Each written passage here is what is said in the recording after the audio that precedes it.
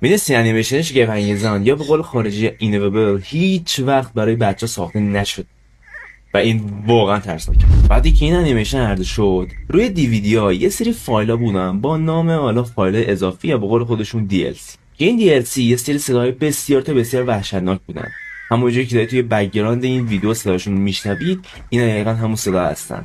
اما قضیه از روی ترسناک میشه که همه این صداها مال افرادی هستند که همون آقای شگفت انگیز توی اون ساختمون میدید که مردن. یه جور میشه گفتش که صداهای قبل از مرگشون رو توی CD هایی که میفروختن به بچه ها یا کلا با آدم میفروختن بودش. البته یکی نیستن، دو تا نیستن، سه تا هم نیستن، نزدیک به 11 تا 15 تا صدا هستن که خیلی میگم هوش مصنوعی ولی هر چی باشه به شدت ترسناک و جالب هستن. اگه دنبال صدای همشون میگردی کافیه کلمه لینک رو برام کامنت کنید، چرا که یه پلیلیست از همشون تو یوتیوب براتون آماده کردم که میتونید برید ببینید. توی کپشن نمیتونم بذارمش. راستی فالوور نره.